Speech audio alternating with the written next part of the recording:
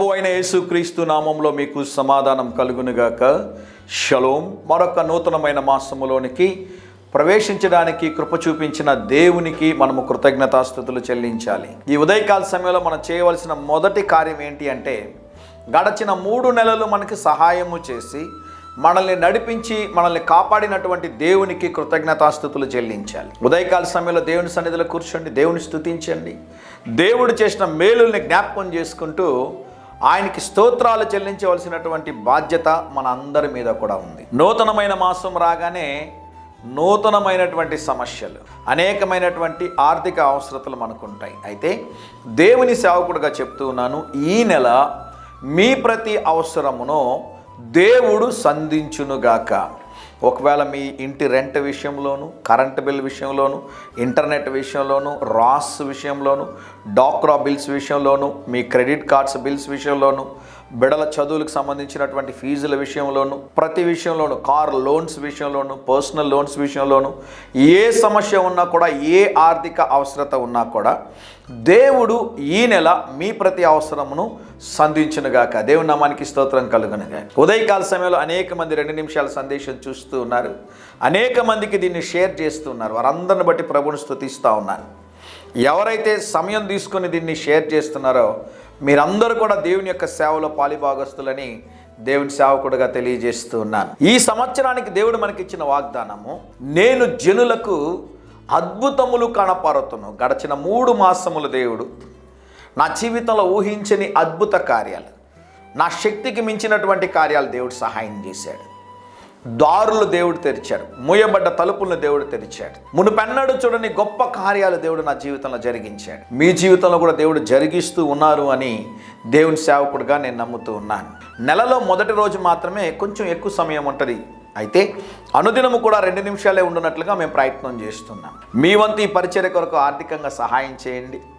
తద్వారా ఈ పరిచర్య ఇంకా బలముగా అనేక ప్రాంతాలకి విస్తరించినట్లుగా మా వంతు మేము ప్రయాసపడుతున్నామని దేవుని సేవకుడుగా తెలియజేస్తూ ఉన్నాను. ఈ ఉదయకాల సమయం కొరకు యోహాను సువార్త 20వ అధ్యాయము 19వ వచనం, యేసు వచ్చి మధ్యన నిలిచి మీకు సమాధానము కలుగునుగాక అని వారితో చెప్పాను. దేవుని నామానికి స్తోత్రం కలుగునుగాక. ఆదివారపు సాయంకాల దినమున శిష్యులు యూదులకు భయపడి వారు ఉన్న గది తలుపులు మూసుకొని భయముతో వారు ఉంటూ ఉండగా, తలుపులన్నీ మూయబడి ఉండగా ఆ గోడ సందులో నుండి ప్రభు వారి మధ్యలోనికి వచ్చి ప్రభు చెప్పిన మొదటి మాట ఏంటి అంటే, మీకు సమాధానం కలుగునుగాక. షలోమ్ అని రాయబడింది హీబ్రూలో. దేవుడిచ్చిన కృపను బట్టి ప్రతి నెల ఇజ్రాయెల్ దేశానికి పోవడానికి దేవుడు సహాయం చేశాడు.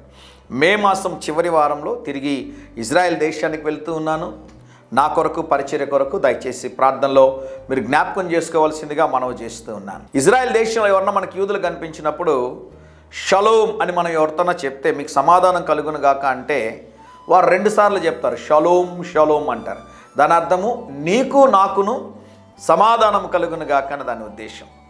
ఈ షలోమ్ అనే మాట మన పరిచర్యకి ఎందుకు ఉంచాము అంటే, అన్ని ఆశీర్వాదాలు షలోమ్లో ఉన్నాయి. సమాధానం అంటే అనారోగ్యంలో నుండి దేవుడు, ఆర్థిక సమస్యల నుండి, భూ సంబంధమైన ఆశీర్వాదాలు, పర సంబంధమైన ఆశీర్వాదాలు అన్నీ కూడా కలగలిపి ఉన్నటువంటి ఒక మాటే ఈ షలోమ్. అందుకనే మన సంస్థకి షలోమ్ మినిస్ట్రీస్ అని పెట్టాం. ఈ ఉదయకాల సమయంలో దేవుడు మీకు ఇస్తున్న శ్రేష్టమైన వాగ్దానం ఏంటి అంటే, మీరు దేని గురించి మీరు భయపడుతూ ఉన్నా కూడా ప్రభు మీకు ఇస్తున్న శ్రేష్టమైన వాగ్దానము, భయపడొద్దు, షలోమ్. ఎందుకు ప్రభువు పునరుద్ధరణై లేచిన తర్వాత ఈ మాట చెప్పారు అంటే, సాతాను మీద దేవుడు జయాన్ని పొందుకున్నాడు కనుక, సిలువను జయించాడు కనుక, సమాధిని జయించాడు కనుక, ఆయన పునరుద్ధరణై లేచాడు కనుక యేసు ప్రభు చెప్పిన మాట, సాతాను క్రియలను నేను లయపరచి ఉన్నాను, సిలువ మీద నేను జయము పొందుకొని ఉన్నాను, మీరు ఇక దేని గురించి మీరు భయపడాల్సిన అవసరం లేదు, మీకు సమాధానం సదాకాలం ఉండునుగాక.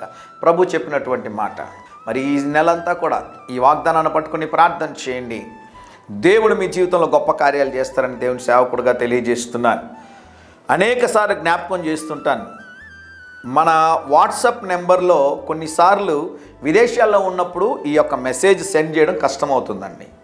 అరే బ్రదర్ ఎందుకు ఈరోజు వాట్సాప్లో మాకు పంపించలేదు, మర్చిపోయాడు అనుకోవద్దండి. ఎప్పుడు కూడా దేవుని పరిచర్య విషయంలో నిర్లక్ష్యం చేసే అవకాశం లేనే లేదని దేవుని సేవకుడిగా తెలియజేస్తున్నాను. అందుకోసమనే మీరు దయచేసి యూట్యూబ్ని సబ్స్క్రైబ్ చేసుకోండి. శరత్ బాబు పుత్తూర్ అని మీరు కొట్టినా, షాలోమ్ శరత్ అని మీరు కొట్టినా యూట్యూబ్లో మన ఛానల్ ఉంది. మీరు సబ్స్క్రైబ్ చేసుకోవడం వల్ల యూట్యూబ్ ఛానల్ మన ఇండియా నుంచి ఆపరేట్ చేస్తాం కాబట్టి నేను ఏ దేశంలో ఉన్నా కూడా సరైన సమయానికి యూట్యూబ్లో మన ప్రసంగము డెలివర్ అవుతుంది కనుక అది అప్లోడ్ చేయబడుతుంది. కనుక దయచేసి మీరందరూ కూడా యూట్యూబ్ ఛానల్ని సబ్స్క్రైబ్ చేసుకోవాల్సిందిగా మనవి చేస్తున్నాను. గమనించండి ప్రియులారా, వాట్సాప్లో ఎప్పుడైనా మెసేజ్ రాలేదు అంటే కొన్ని దేశాల్లో మనకి ఇంటర్నెట్ సౌకర్యం ఉండదండి. మనకి ఇంటర్నెట్ యాక్సెస్ చేసుకోవడానికి ఇబ్బంది కలుగుతుంది. అక్కడ సిమ్ కార్డ్ తీసుకునే విషయంలో, ఇంటర్నెట్ని మనం యాక్సెస్ చేసుకునే విషయంలో కష్టం అవుతుంది. కనుక దయచేసి ఈ విషయాలు గుర్తుంచుకొని మీరు అందరూ సహకరించవలసిందిగా మనం చేస్తున్నాను. మన యూట్యూబ్ ఛానల్ని సబ్స్క్రైబ్ చేసుకోండి, మెసేజెస్ని అనేకులకి షేర్ చేయండి. ఏ దేశంలో ఉన్నా కూడా ప్రతిరోజు ఉదయకాల సమయంలో 2 నిమిషాల సందేశాన్ని మీకు అందిస్తానని దేవుని సేవకుడిగా తెలియజేస్తున్నాను. ధైర్యంగా ఈ దినాన్ని ఎదుర్కోండి. దేవుని సన్నిధి మీకు తోడుగా వచ్చి మీ ప్రతి అవసరతను సంధించునుగాక. ప్రియ పరలోకపు తండ్రి, నూతన మాసంలోనికి ప్రవేశించడానికి మీరు మాకు ఇచ్చిన శ్రేష్టమైన సమయాన్ని బట్టి మీకు స్తోత్రము నాయన. ఈ నెలంతా నాతోనూ, మా ప్రియులతోనూ, మా కుటుంబాలతోనూ ప్రభువా మీ దేవదూతల కాపుదల్లో ఉంచండి. సిలువ రక్తముతో అగ్ని కంచె వేయండి. అవసరతలన్నీ పిలిపి 4:19 ప్రకారముగా మీ మహిమలో సంధించమని ప్రార్థిస్తున్నాం ప్రభువా.